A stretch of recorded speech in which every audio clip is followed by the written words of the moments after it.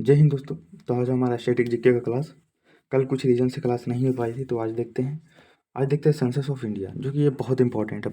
माना जाए तो बहुत बहुत इंपॉर्टेंट है। इसको बस शॉर्ट है, एक ही पेज का है। इसमें ज़्यादा नहीं, 3 से 4 चीज़ याद करना जो मोस्ट इंपॉर्टेंट है, मैं बता दूंगा आपको, और उसे आप रट लीजिएगा फॉर एग्जाम्पल। नहीं तो आप एक एक जो ये पेपर का साइज आता है, अगर स्टडी टेबल आपका हो तो इसमें आप लिख कर चिपका लीजिएगा सामने, ये जो रहता है।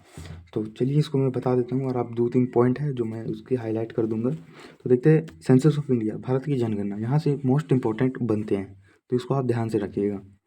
देखते हैं, इंडिया का फर्स्ट सेंसस, जो भारत का पहला जनगणना होती है, वो 1872 में होती है। किसके द्वारा? लॉर्ड मेयो द्वारा। तो मैं इसे, बहुत ही कम है इसकी सेंसस ऑफ इंडिया, बस 3-4 पॉइंट है, तो मैं 3 से 4 बार इसको आपको दोहरा दूंगा, क्योंकि अगर आप हेडफोन लगाए होंगे तो कान में बैठ जाएगा। देखते हैं, इंडिया फर्स्ट सेंसस ऑफ, मतलब भारत की पहली जनगणना कब हुई? तो 1872 में। किसके काल में? लॉर्ड मेयो द्वारा। फिर भारत की पहली नियमित आधिकारिक जनगणना, यानी भारत की जो पहली आधिकारिक जनगणना थी, वो 1881 में होती है। किसके द्वारा? लॉर्ड रिपिन द्वारा। तो भारत की पहली जनगणना कब हुई? 1872 में, लॉर्ड मेयो द्वारा। अब भारत की पहली नियमित आधिकारिक जनगणना पूछे तो 1881 में, लॉर्ड रिपिन द्वारा। बस ये 2 पॉइंट है। जो भारत की पहली जनगणना कब हुई? 1872 में, लॉर्ड मेयो द्वारा। भारत की नियमित जनगणना कब हुई? 1881 में, लॉर्ड रिपन द्वारा। और यह हर 10 वर्ष होती है, तो आपको पता ही होगा। स्वतंत्र भारत का पहली जनगणना 1951 में होती है, जो कि भारतीय संविधान लागू हुआ 1950 में। उसके बाद फिर जो हमारा भारत का, जो स्वतंत्र भारत का पहली जनगणना 1851 में हुई। ये तो आपको बेसिक नॉलेज है, पता होगा। बाकी फिर से एक बार रिवाइज कर लेते हैं, क्योंकि मैं बहुत ही छोटा है, 5 मिनट के अंदर क्लास खत्म कर दूंगा। इंडियन फर्स्ट सेंसस, भारत की पहली जनगणना 1872 ईस्वी में होती है, लॉर्ड मेयो द्वारा। भारत की पहली नियमित आधिकारिक जनगणना 1881 में, लॉर्ड रिपिन द्वारा। यह हर 10 वर्ष में होती है। स्वतंत्र भारत की पहली जनगणना 1951 में होती है। अब मोस्ट इम्पोर्टेंट ये है 2011 की जनगणना।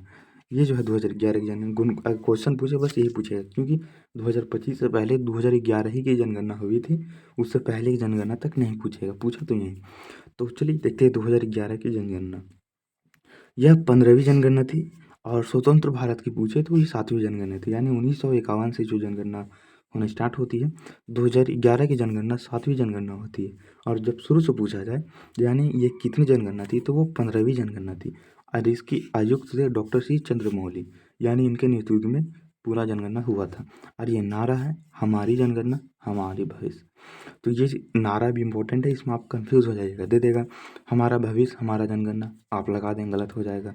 या हमारी जनगणना हमारी पहचान, कुछ भी दे देगा, या वो घुमा फिरा देगा, तो आप कंफ्यूज हो जाएंगे। तो इसको आप ध्यान रख लीजिएगा। हमारे फर्स्ट है हमारी जनगणना हमारी भविष्य, हमारी जनगणना हमारी भविष्य। तो आपको यही डालना होगा, वहाँ पे घुमा फिरा के दे सकता है। तो इसे जो नारा है, इसमें आप कंफ्यूज जरूर होंगे, और अभी भी होंगे। अगर नहीं विश्वास तो आप इसको पढ़ लीजिए, और 4 दिन बाद एक कॉपी में किनारे लिख लीजिए, और उस कॉपी को जब 4 दिन बाद कभी खुले तो आप देखिएगा, आप खुद कंफ्यूज हो जाएगा कि हाँ, फर्स्ट हमारी जनगणना थी कि फर्स्ट हमारा भविष्य था। तो इसे आप 3 से 4 बार देख लीजिएगा, मोस्ट इम्पोर्टेंट है। इसमें बस ये इम्पोर्टेंट है, और ये लॉर्ड मेयो जो सबसे फर्स्ट में करता है, और लॉर्ड रिपिन।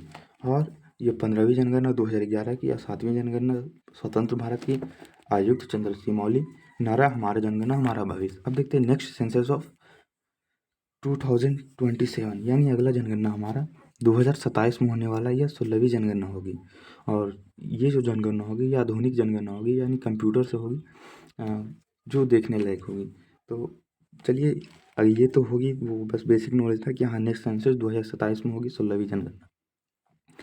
अब बात करते हैं पॉपुलेशन की। 2011 की जनगणना के अनुसार भारत की कुल जनसंख्या 121 करोड़ थी, या 1.21 अरब।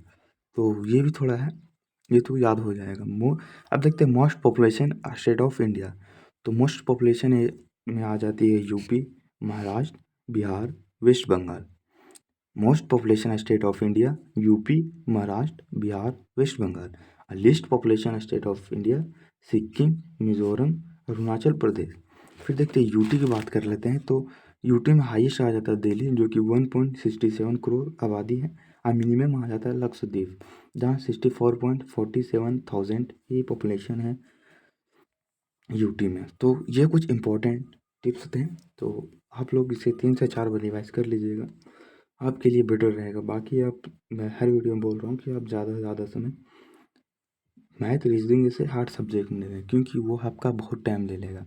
क्वेश्चन 20 क्वेश्चन रहते हैं, आप फॉर एग्जांपल अभी 20 कोई सा भी क्वेश्चन 20 क्वेश्चन उठा कर बैठें और उसे सोल्व करना देखिए, आपका 1 घंटा से कम नहीं लग जाएगा। मुझे पता है, क्योंकि मैं भी इसी फील्ड में हूँ, तो मुझे अंदाज़ा है कि हाँ 20 क्वेश्चन सोल्व करने में कितने टाइम लगने चाहिए और कितने लगते हैं। रीजनिंग की बात करें तो ये सब जो है रीजनिंग आसान हो जाता है, अगर मैथ और जीएस आपका याद है तो रीजनिंग आसान हो जाता है।